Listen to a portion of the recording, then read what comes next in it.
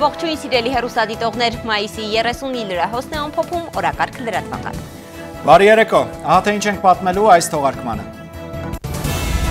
Արարատյան բակալավրիատ, ազգային կրթություն Քեմբրիջյան որակով։ Հայաստանում ստեղծվում են նոր կրթական ծրագրով դպրոցների ցանց։ Լավագույն պատասխանը երկրի կրթական համակարգի փլուզումը գուժողներին։ Նախագահի արձագանքը։ Երևանում ԵԱՀԿ գրասենյակը փակվում է, Երևանի հետ գործակցության ճանապարհը բաց է, կազմակերպության գլխավոր քարտուղար Զանիերի երևանյան բանակցությունների մանրամասները։ Քննիչ դատախազների թոշակավորման նախագիծ, բստրացին թե բնածին եւ ինչպես խլացնել ռադիոյով հնչող թուրք-ադրբեջանական կլկլոցը, խորհրդարանի արտահերտ օրակարգը։ Նոր պայմանավորվածություններ ընդհանուր մարտահրավերների դեմ Հայաստանի պաշտպանության նախարարը Կիպրոսում առաջին անգամ վերջին 15 տարվա մեջ։ Էջմիածնի քիլլերների հանցակից է հայտնաբերվել Այրումի տներից մեկում, հետախուզվողը կալանավորվել է։ Վերխոյացած նորակառույցները ինչու են ամայի եւ ինչու է պասիվություն անշարժ գույքի էլիտար շուկայում, պատճառները ուսումնասիրել է հակամենաշնորային հանձնաժողովը։ Որոնվում է մեր կանաչ մոլորակի երկվորյակը, նաև հայ գիտնականների մասնակցությամբ թթվածնի հետքեր են հայտնաբերվել արտա-արեգակնային մոլորակներում։ Ճախրող տանիքներ, ցանկապատեր Մոսկվայում եւ Մերձակայքում, Սաստիկ հողմերից 16 մարդ է զոհվել, հարյուրավոր տուժածներ կան, աղետի դեմ ոտքի է հանվել 35,000 մարդ։ Մրսած դաշտերի անպտղություն Գեղարքունիքի գյուղերում, դատարկ պահեստների հոգսը մեր թղթակցի ռեպորտաժում։ Եվ գազանանոցի վագրը ազատություն է տվել ժանիքներին, հոշոտել իր խնամողին։ Եվ այսպես ԵԱՀԿ գլխավոր քարտուղարը ափսոսանք է հայտնել, որ փակվում է ԵԱՀԿ Երևանյան գրասենյակը, այդ մասին նա ասել է նախագահ Սերժ Սարգսյանի հետ հանդիպմանը։ Լամբերտ Զանիերը նշել է, որ կազմակերպությունը այդուհանդերձ շահագրգիռը շարունակելու գործակցությունը Հայաստանի հետ։ Մեր երկրի ներգրավվածությունը գոհացնում է երկու կողմին էլ։ Սերժ Սարգսյանը եւ Լամբերտ Զանիերը քննարկել են գործակցությունը այլ ձևաչափերով ընդլայնելու հնարավորություն։ Խոսել են արցախյան կարգավորման մասին։ Արտգործնախարար Էդվարդ Նալբանդյանը չի բացառում Սարգսյան-Ալիև հանդիպումը, բայց նրա խոսքով դեռ պետք է պահը հասունանա։ Հիմա միայն կարելի է խոսել նախարարների մակարդակով հանդիպումների մասին, ասել է Էդվարդ Նալբանդյանը։ Հայաստանի արտգործնախարարի ու ԵԱՀԿ գլխավոր քարտուղարի հանդիպման ժամանակ հայտնի է դարձել, որ Մինսկի խմբի միջնորդները հունիսին կայցել են Հայաստան։ Նալբանդյանն ու Զանիերը չեն շրջանցել նաև ԵԱՀԿ գրասենյակի շուրջ աղմկոտ թեման։ Երևանում ԵԱՀԿ գրասենյակի դուռը փակվում է, Երևանի հետ գործակցության ճանապարհը բաց է։ Ակնկալում ենք, որ դրա կողմից իրականացվող շատ ծրագրեր կշարունակեն կյանքի կոչվել այլ ձևաչափերով։ Ադրբեջանը չարաշահերով վետոյի իրավունքը արգելափակեց ԵԱՀԿ Երևանյան գրասենյակի մանդատի երկարաձգումը։ ԵԱՀԿ-ի դեմ ուղղված քայլ է, պնդում է արտգործնախարարը։ Գրասենյակը կփակվի, ԵԱՀԿ-ն կգտնի այստեղ իր գործը շարունակելու նոր եղանակներ։ Պետք է համբերատար լինենք, որպեսզի լավ մտածենք եւ մշակենք մեր հանձնառությունն իրականացնելու առավել արդյունավետ միջոցներ։ ԵԱՀԿ գլխավոր քարտուղարի Երևանյան օրակարգում նաև Արցախն է։ Համանախագահները հունիսի 10-ին կլինեն Երևանում եւ Ստեփանակերտում։ Նալբանդյանը չգիտի, արդյոք Բաքուն պատրաստ է ընդունել նրանց։ Միջնորդական եռյակի վերջին խիստ հայտարարությունը առաջին հասցեականը չի համարում արտգործնախարարը։ Մինչև այդ էլ պարզ էր զսպվածության կոչերը Ադրբեջանին են ուղղված։ Հիմա գործելու ժամանակն է։ Հասունանում է արդեն մի իրավիճակ, որ եռանախագահող երկրները որպես միջազգային մանդատ ունեցող ոչ միայն միջնորդության, այլ հիմնախնդրի կարգավորմանը ուղղված ջանքերի իմաստով պետք է արդեն ոչ միայն հայտարարություններ, այլ համապատասխան կոնկրետ գործողությունների դիմել։ Ադրբեջանի նախագահի հերթական հոխորտանքն էր տարածքային ամբողջականության մասին, նախարարի կարծիքով անհեթեթ է, ինչպես Ալիևի ճառերը օրենքի երկիր ժողովրդավարության օրրան Ադրբեջանի մասին։ Սոնա Աղբալյան, Հովհաննես Քյոսեյան, օրակարգ։ Լավագույն պատասխանը նրանց, ովքեր գուժում էին Հայաստանի կրթական համակարգի փլուզումը, նախագահ Սարգսյանը այսպես է արձագանքել Արարատյան բակալավրիատի նոր կրթական ծրագրով դպրոցների ցանցի ստեղծմանը։ Դրա մեկնարկը ազդարարվել է այսօր Երևանում, ծրագրին միացել է Հայաստանից 20 եւ Արցախից 1 դպրոց, սա ազգային կրթության հեղափոխությունն է, Քեմբրիջյան որակով։ Գերազանցության ծրագիր գերազանց արդյունքների համար հայալեզու ծրագիրը Արարատյան բակալավրիատը կհեղափոխի հայկական կրթությունը։ Հայտարարում ենք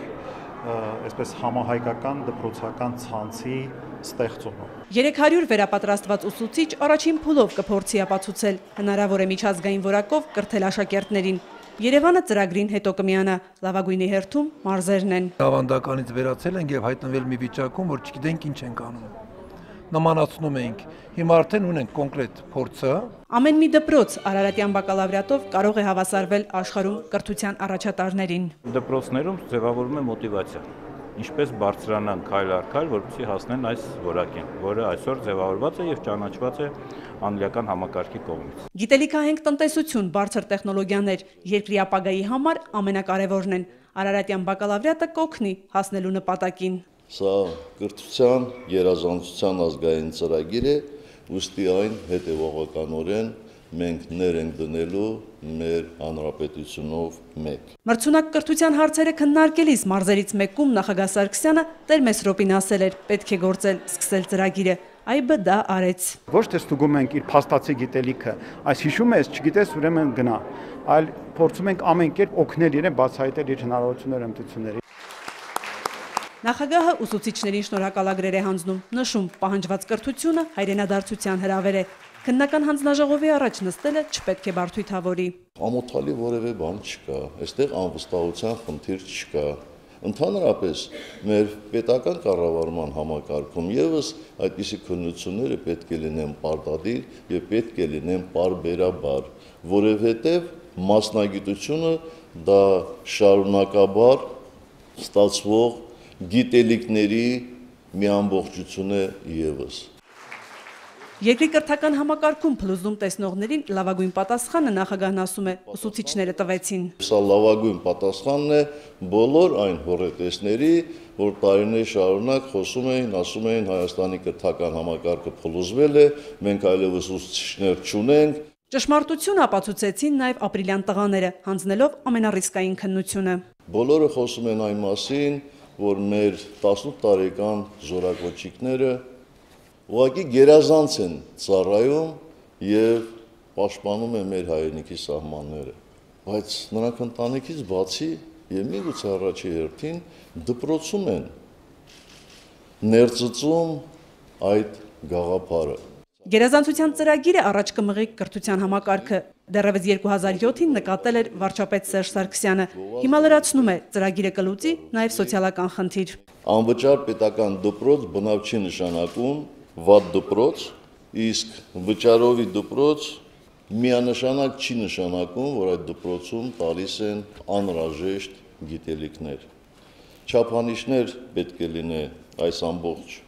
համակարգը գնահատելու համար։ Արարատյան բակալավրիատին դպրոցները կանցնեն 2018-ից։ Քեմբրիջի համալսարանի ու Լոնդոնի կրթության ինստիտուտի կնիքով քննության արդյունքները անցողիկ կլինեն հայաստանյան ու միջազգային բուհեր ընդունվելիս։ Նպատակը երբեք կրկնուսուցների դեմ պայքարը չէ, այլ մեր խնդիրն է, որպեսզի մենք պետական մակարդակով կարողանանք որակյալ կրթություն տանք, որը երեխային հնարավորություն կտա առանց լրացուցիչ ֆինանսական ծախսի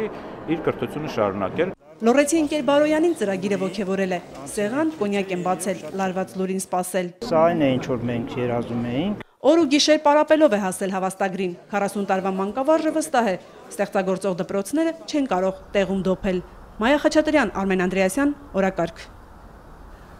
10 տարվա ընդմիջումից հետո Դավիթ Հարությունյանը վերադառնում է Արդարադատության նախարարություն։ Նրան աշխատակազմին ներկայացնելիս վարչապետ Կարեն Կարապետյանը շեշտել է, որ կառավարության կարևորագույն օղակում անելիքները շատ են, նոր սահմանադրություն, օրենքների փոփոխության անհրաժեշտություն։ Վարչապետը վստահ է, նոր նախարարը մեծ պրոֆեսիոնալ է ու նրա գլխավորությամբ հաջողելու են, հատկապես, որ արդարադատության պակասը հասարակության խնդրահարույց թեմաներից է։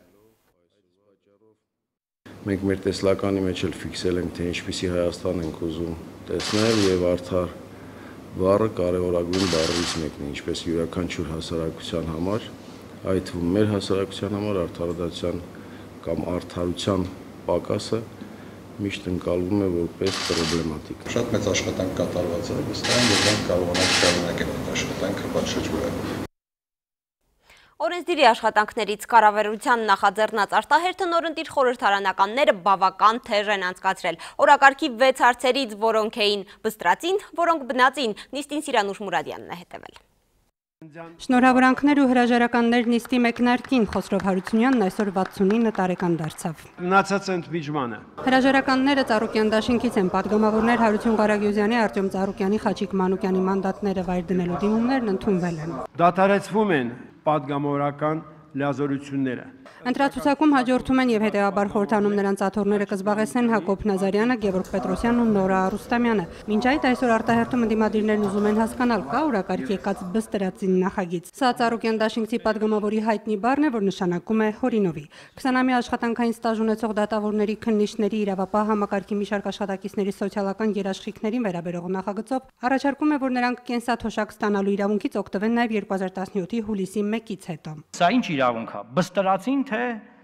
բնածին։ Ընդդիմադիրները համարում են, թե սա կենսաթոշակների նշանակման անհամաչափ մոտեցում է տարբեր համակարգերի աշխատակիցների նկատմամբ։ Ասում են, թե գերատեսչությունները, որոնք կարողացել են իրենց համակարգին վերաբերող օգտակար նախագիծ ներկայացնել կառավարությանը, հաստատել են ու բերել խորհրդարան։ Գլխադասային հանձնաժողովի նախագահը զարմանում է։ Նա էլ ասում է, մինչև նիստին հասնելը սոցիալական հանձնաժողովում քննարկելիս ամեն ինչ լավ էր, դեմ չէին, որ ժամկետային սահմանափակումը հանվի ու բազմամյա փորձով իրավապահները չլքեն աշխատանքը հանուն բարձր թոշակի։ Ինչ եղավ հիմա։ Ես հիմա հասկացա, որ մենք ուժի զորով ենք ամեն ինչ անում, ամեն ինչը բստրում ենք, դեզանով զբաղվեք մի քիչ եւ այն որ բարձր կենսաթոշակ ենք տալիս, ինչու ենք տալիս հարցը, մեկ-մեկ էլ ձեզ էլ տվեք, էլի դուք էլ եք ստանում բարձր կենսաթոշակ, ինչու եք ստանում։ Գրքերը չմարեցին նաև հեռուստարադիո ոլորտին վերաբերող օրինագծի քննարկմանը։ Հանրապետությունով մեկ սփռվող ռադիոընկերությունների թիվը կավելանա, 3-ը կլինեն։ Կկարգավորվի հարևան երկրների ռադիոհեռարձակման ներթափանցման հարցը, մասնավորապես սահմանամերձ գոտիներում։ Սփռման որակն էլ մինչև սահմանամերձ գոտի կբարձրանա, հաստատում է ՀՌ նախագահը, խորհրդարանում ուրախ են։ Այլևս սահմանամերձ գոտիներում, սահմանային շրջաններում մենք մեր ժողովուրդը լսելու է ոչ թե թուրքական ու ադրբեջանական կլկլոցներ կամ նրանց ռադիո հաղորդումները, այլ լսելու է մեր ռադիոընկերություններին։ Ելքից էլի ընդդիմանում են այդ կլկլոցները չեն պակասի պնդում են, միևնույն է հայկականների թիվն ավելացնելիս էլ ադրբեջանա-թուրքական ռադիոն կհասնի մեր շրջաններ։ Այստեղ մասնագիտական պարզաբանումներով ամբիոնին մոտեցավ հանրային ռադիոյի նախկին տնօրենը, պատրաստակամ է ցանկացած մասնագիտական հարց ելքցիների հետ քննարկել։ Սրանով լուրջ վտանգվում է եւ թուրքական եւ ադրբեջանական ներթափանցումը իրենց մեդիա հեռարձակող մեդիաների, ռադիոների Հայաստանի Հանրապետության տարածքային Բունյատյանին խնդրենք, եթե կապ կա թուրքերի եւ ադրբեջանցիների հետ քննարկենք, որ հանկարծ շատ լուրջ չոտնահարենք իրենց իրավունքները։ Ահա, այստեղ էլ Նիկոլ Փաշինյանը վրդովվեց, ասաց կառուցողական աշխատանքային ու շահագրգիռ քննարկում է, ինչու է կնդիմությանը հակազդելու համար քննարկումը շեղում։ Մյուս անգամ չհամարձակվեք մեր խմբակցության եւ մասնավորապես ընդդիմության հարցերին պատասխան ինչ որտեղ հայրենասիրական դրոշներ բարձրացնել, ընդհանրապես ասում եմ կոնտեքստից դուրս։ Օրենսդիրը հասցրեց նաև քննարկել գործադրի կառուցվածքային փոփոխությունների վերաբերյալ մայր օրենքի պահանջօրինագիծը, այսուհետև կաբինետը 18 նախարար կունենա, աշխատակազմի ղեկավար նախարարի պորտֆելը չի լինի։ Իսկ մինչև օրակարգային 6 օրինագիծն առաջինից երկրորդ ընթերցում կրկին կքննարկվեն հանձնաժողովներում ու նիստին կգան, նոր ընտիրները հնդածս հարմարվում են նոր աշխատանքային պայմաններին, նորացնում դրանք, մեկը գիրք ու տետր դասավորելով, մյուսը հիմնանորոգմամբ, դուռ ու պատուհան փոխելով։ Սիրանուշ Մուրադյան, Արտակ Գևորգյան, օրակարգ։ Ինքնաբացարկի դիմումներ Երևանի ավականու ընտրությունների հանրապետականի ընտրական ցուցակից։ Կենտրոնական ընտրական հանձնաժողովը այսօր 27 թեկնածուների գրանցումը ուժը կորցրած է համարել, հաշվի առնելով հենց այդ թեկնածուների ցանկությունը։ Չեխիայի սենատի նախագահ Միլան Շտեխը այս տարի մեր երկիր կայցելի։ Հայաստանի խորհրդարանի ղեկավարը այցի մանրամասները ու Չեխիայի խորհրդարանականների հետ դիվանագիտական հարաբերությունները խորացնելու հարցերը քննարկել է Չեխիայի դեսպան Պետր Միկիսկիի հետ։ Ամառային օրակարգում է Արա Բաբլոյանի հանդիպումը Չեխիայի պատգամավորների պալատի նախագահի հետ, որը տեղի կունենա Կորեայի Հանրապետությունում։ Վերջին 15 տարում առաջին անգամ Հայաստանի պաշտպանության նախարարը Կիպրոսում է։ Վիգեն Սարգսյանին ընդունել է Կիպրոսի նախագահը։ Նիկոս Անաստասիադիսի հետ զրուցել են մասնավորապես Արցախյան հիմնախնդրի մասին։ Այսօր ավելի վաղ Վիգեն Սարգսյանը Կիպրոսի պաշտոնակցի հետ պայմանավորվել էր ակտիվացնել շփումները ռազմական կրթության եւ կադրերի վերապատրաստման ուղղություններով։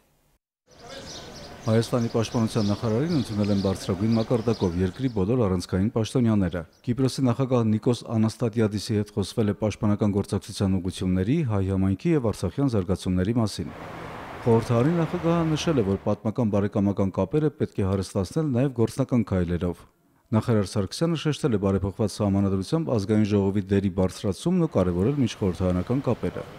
Արտգործնախարար Կասուլիդեսը համոզմունք է հայտնել, որ Վիգեն Սարգսյանի այցը կարող է հզոր ազդակ դառնալ հայ-կիպրական համագործակցության խորացման համար։ Խոսվել է արցախյան ու կիպրոսյան հիմնախնդիրների մասին։ Հայ նախարարը երախտագիտություն է հայտնել Յոհաննիս Կասուլիդեսին Արցախի հարցում հստակ եւ հետեւողական դիրքորոշման համար։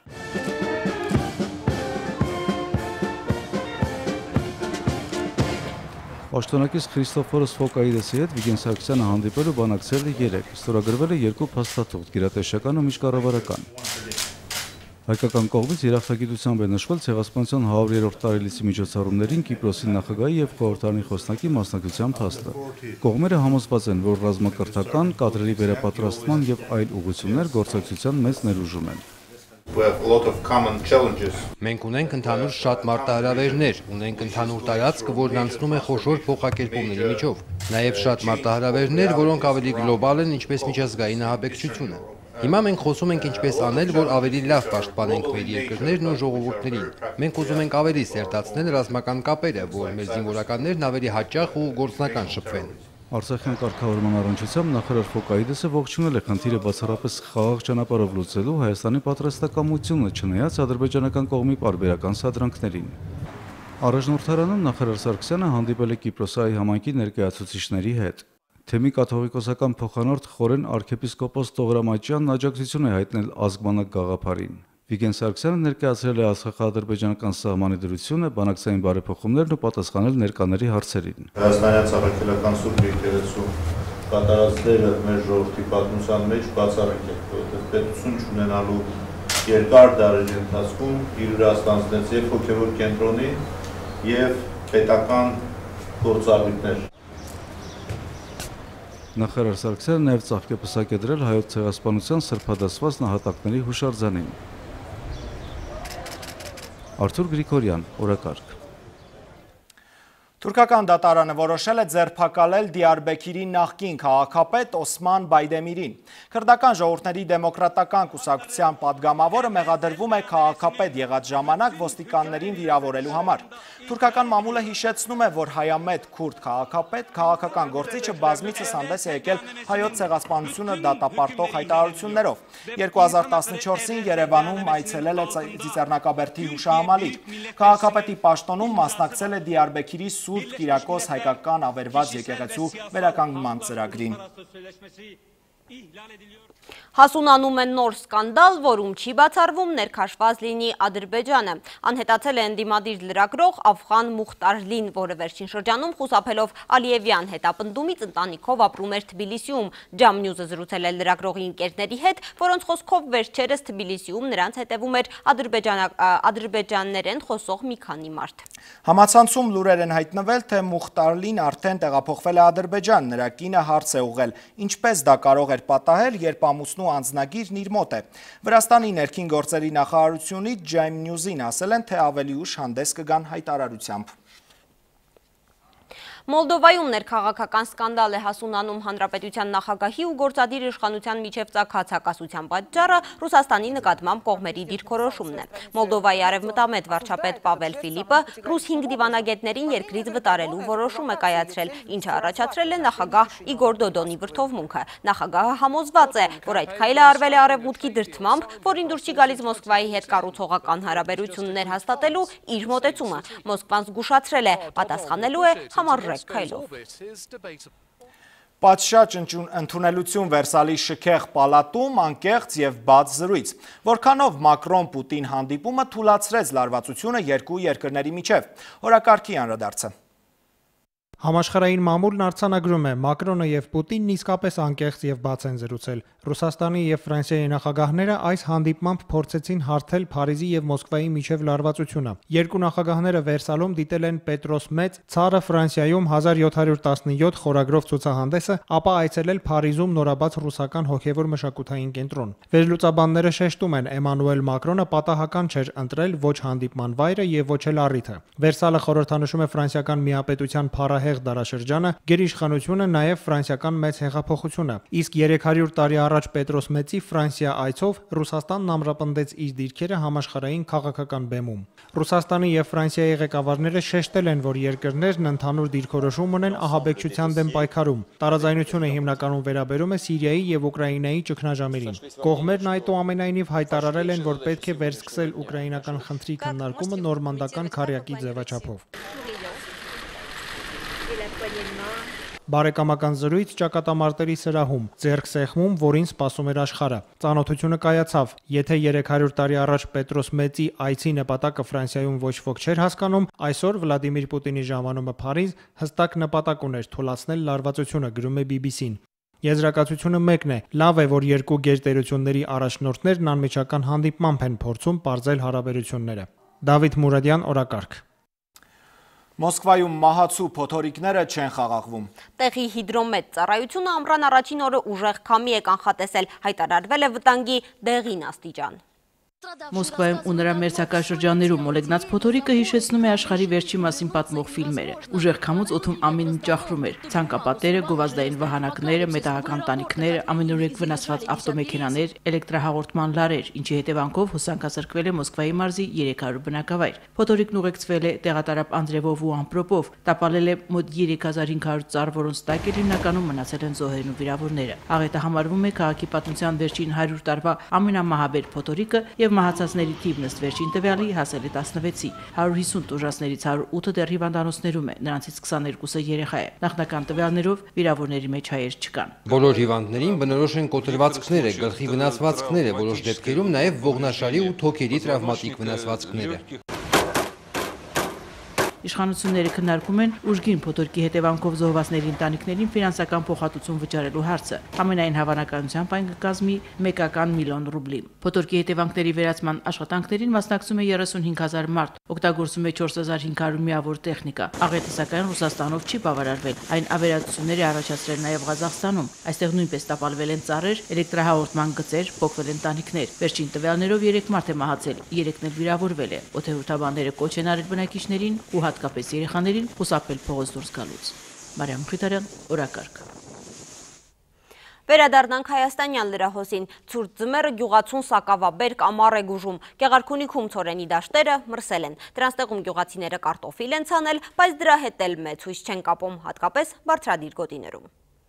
Գանձակ գյուղի դաշտերում աշնանպահ տված ցորենի սերմերը գարնանն այդպես էլ ծիլ չտվեցին։ Մասնագետներն ասում են, ցորենի էլիտար սերմերը գրեթե ամբողջովին ցրտահարվել են դեռ ուշ աշնանը, ավելի քան 17 աստիճան ցրտին։ 60 հեկտար աշնանացան է ցանվել եւ որից մի 40 հեկտարը, շուրջ 40 հեկտարը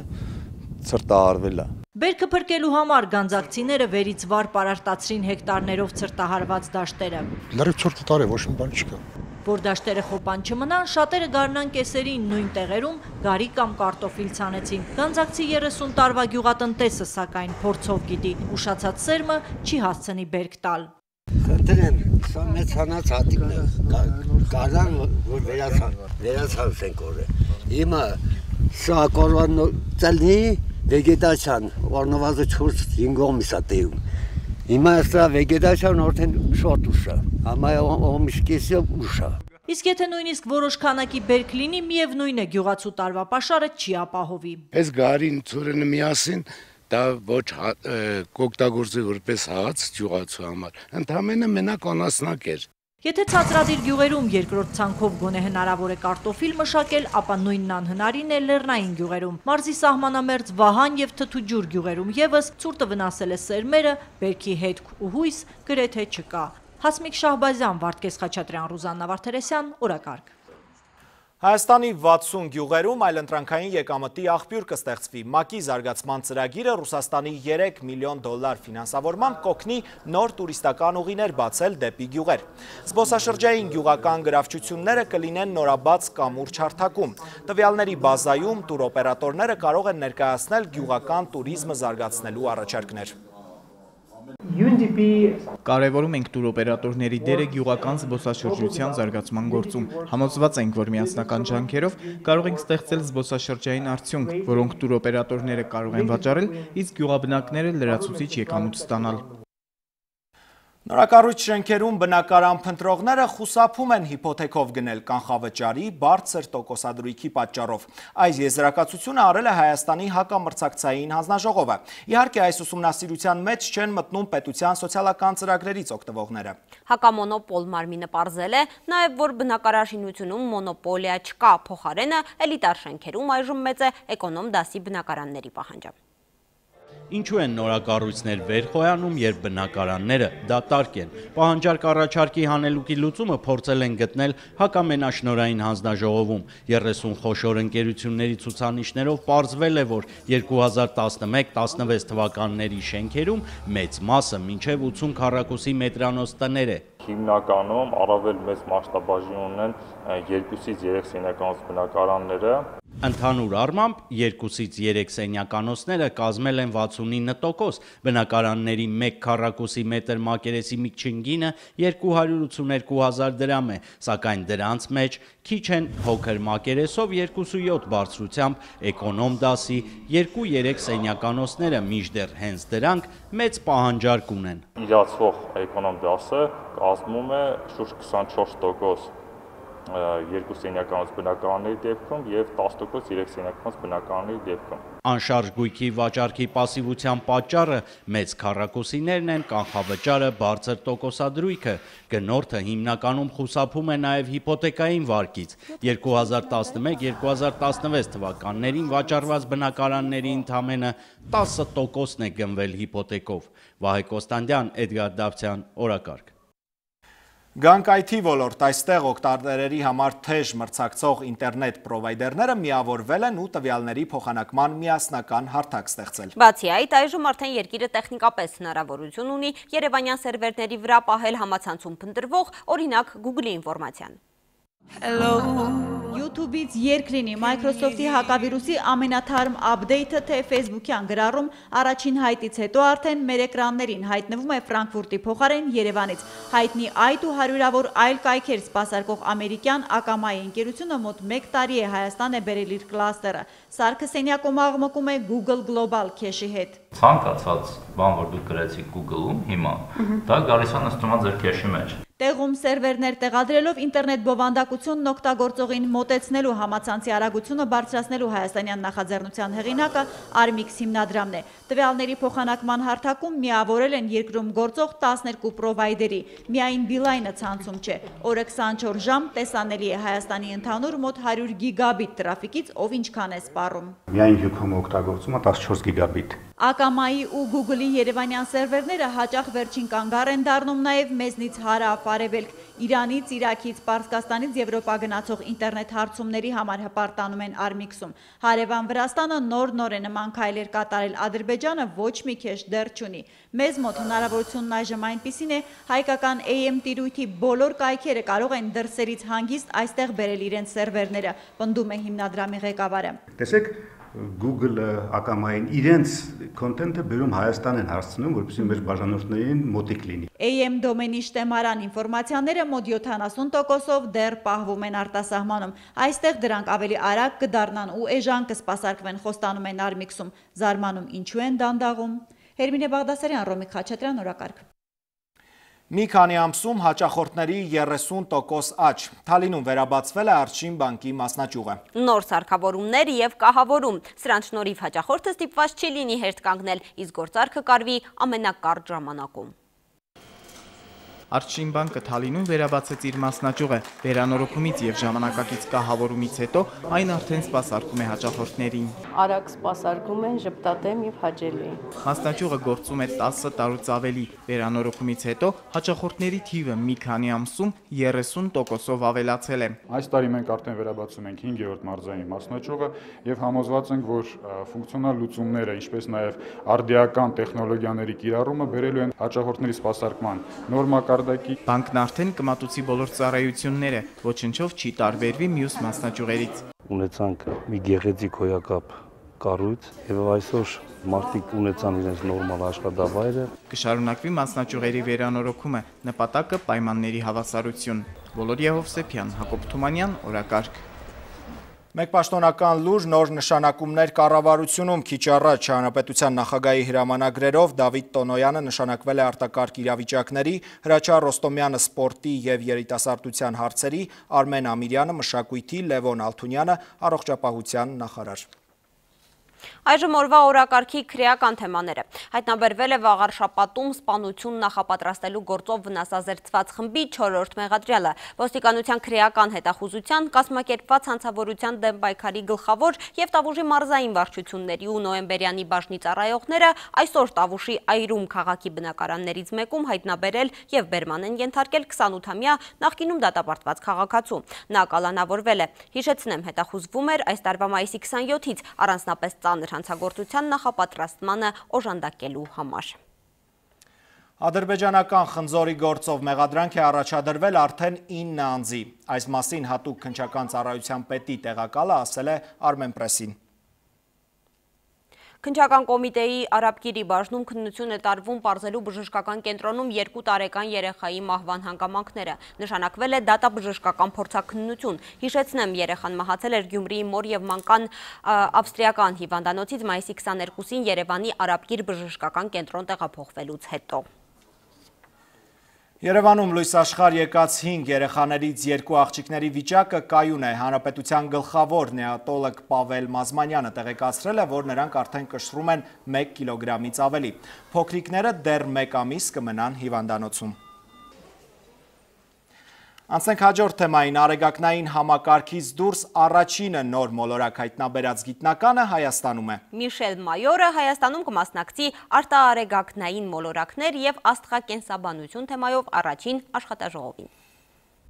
Հեռու չէ այն օրը, երբ արեգակնային համակարգից դուրս որևէ մոլորակում կյանք կհայտնաբերվի։ Այս կարծիքին է շվեյցարացի աշխարհահռչագիտնական 22 տարի առաջ արտաարեգակնային առաջին մոլորակը հայտնաբերած Միշել Մայորը։ Այսօր աստղագետների բազմահազարանոց բանակին հաջողվել է այդպիսի ավելի քան 3600 էքզոմոլորակ հայտնաբերել։ Դրանցից 51-ում հնարավոր է լինեն կյանքի համար բարենպաստ պայմաններ։ Աստղակենսաբանությունը նոր և շատ հետաքրքիր ոլորտ է աստղագիտության մեջ։ Այն հնարավորություն է տալիս ուսումնասիրել տիեզերքի կարողությունները կյանքը երկրագնդից ու մեր արեգակնային համակարգից դուրս։ Կարծում եմ հայ աստղագետների հետ գործակցությունը ևս շատ օգտակար կարող է լինել։ Բյուրականի աստղադիտարանի տնօրենի գնահատմամբ Հայաստանում ավելի քան 20 տարի պատշաճ ձևով չեն արձագանքել արտաարեգակնային մոլորակների հայտնագործություններին։ Լրիվ նոր թեմա է, Հայաստանում երբեք չեն զբաղվել արտարեգակնային մոլորակներով։ Այդ պատճառով ես շատ կարևորում եմ թեմայի զարգացումը Հայաստանում։ Արեգակնային համակարգից դուրս հայտնաբերված էքզոմոլորակներից շատերն իրենց չափով ու զանգվածով քիչ են տարբերվում երկրից։ Հենց դա էլ հույս է տալիս գիտնականներին փնտրել ու գտնել կանաչ մոլորակի երկվորյակին։ Լիանա Կարապետյան, Վաչագան Պետրոսյան, օրակարգ։ Վերադառնանք առողջապահական օրակարգին, հայ-ֆրանսիական ծրագրով վերապատրաստում կանցնեն բոլոր այն բժիշկները, որոնք որպես հարակից հիվանդություն գործ ունեն դեպրեսիվ հիվանդների հետ։ Հայաստանում այս ծրագիրը 2 տարի փորձնական իրականացվել է, վերապատրաստվել է 800 բժիշկ։ Ֆրանսիական Sanofi ընկերությունը և Սոցիալական հոգեբուժության համաշխարհային ասոցիացիան պիլոտային ծրագիրը հաջողված են համարել և այսօր մեր երկրի առողջապահության նախարարության հետ հաստատել են շիզոֆրենիայի բուժման և դեպրեսիայի դեմ պայքարի 3-ամյա ազգային ծրագիր։ Ծրագրի կատարման ընթացքում մեզ կօժանդակեն լավագույն մասնագետներ, որպեսզի մենք կարողանանք ծրագիրը ժամանակին և որակով մատուցել մեր ժողովրդին։ Ինչ վերաբերում է Ֆրանսիայի դեսպանությանը, մենք տրամադրված ենք առավելագույնը սատարելու հոգևոր մտավոր խանգարումներ ունեցող մարդկանց բուժման հարցում։ Անցնենք հաջորդ թեմային, Սպիտակ արջի օլիմպիական հաղթամարտը նաև թղթի վրա պատմություն մտավ։ Արթուրի համար անսպասելի մարվեց սպորտ հայ օլիմպիական չեմպիոններ Արթուր Ալեքսանյան նամականիշը։ Նամակագրություն փաստաթղթերի փոստային փոխանցում։ Այսօրվանից արդեն օլիմպիական չեմպիոն Արթուր Ալեքսանյանի նկարով նամականիշներով։ Փոքր ժամանակ, երբ որ նայում էի մեր մյուս օլիմպիական չեմպիոնների նամականիշներին, չէի կարող պատկերացնել, որ իմ նկարով է կլինի։ Անվանակից նամականիշի մարումն իրականացրեց նաև ինքը չեմպիոնը։ Չեմպիոնը Հայաստանից, պատկերները Ռիոյից, նամականիշն էլ Ֆրանսիայից։ Օլիմպիական օղակներից մեկում չեմպիոնն է, մյուսում օլիմպիական ոսկին։ Գեղաթերթի վրա պատկերված են 31-րդ ամառային օլիմպիական խաղերում Արթուրի մարտերից դրվագներ։ Պատմությունը ոչ ոք չի կարող մոռանալ, չեն կարող ջնջել, մենք էլ ոչ չլինենք, նամականիշները կլինեն եւ բոլորը կհիշեն մեզ։ 20,000 օրինակով տպագրված 480 դրամ անվանական արժեքով նամականիշն ու գեղաթերթիկն արդեն շրջանառության մեջ են, հիշեցնելու հաղթական մարտը եւ մեր չեմպիոնին։ Արեֆատ Ստեփանյան, Վաչագան Պետրոսյան, օրակարգ։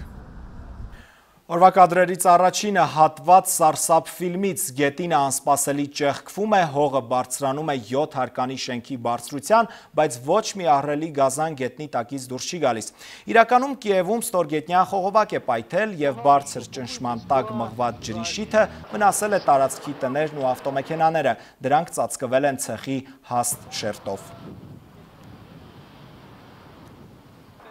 Ոչ պակաս սարսափելի լուր այս անգամ գազանի մասնակցությամբ։ Բրիտանիայի Հանթինգտոն քաղաքի գազանանոցի վագրը աշխատակցուհիներից մեկին է հոշոտել։ Այն կադրերում, որ հիմա տեսնում եք, նա կուշտ ու հանգիստ զբոսնում է։ Զարմանալին գազանանոցի ղեկավարության հանգստությունն է, որ գիշատչի հարձակումը դժբախտ մատահար է անվանել, իսկ այցելուներին կոչ արել չմատնվել խուճապի, քանի որ նրանց ու կենդանիներին բաժանում են ապահով պարիսպները։ Այնուամենայնիվ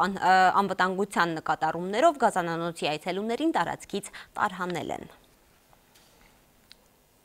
Մեկ հիշեցում, որ անձրևի տակ չընկնեք, հունիսի 1-ին տոնին դուրս գալիս չմոռանաք հովանոց վերցնել։ Օդերևութաբանները հունիսի սկզբին կանխատեսում են անձրևներ, ամպրոպ, ջերմաստիճանն էլ նվազելու է 2-ից 3 աստիճանով։ Առաջին ալիքի եթերը վայրկյաններ անց կշարունակի օրակարգ հարցազրույցը, հյուրը Ավրորա 2017-ի հավակնորդ Ֆարթուան Ադանն է։ Սոմալիում նա Էլմար խաղաղության կենտրոնի հիմնադիրն է, փրկում է բռնության ենթարկված եւ բռնի ամուսնացած կանանց, ազատում զինված խմբավորումներում հայտնված երեխաներին։ Բացառիկ հարցազրույցում Ֆարթուն Ադանը պատմում է իր եւ դստեր դժվար եւ վտանգավոր առաքելության մասին։ Իսկ օրակարգը սպառվեց, մենք ձեզ հրաժեշտ ենք տալիս։ Շնորհակալություն ուշադրության համար, ցտեսություն։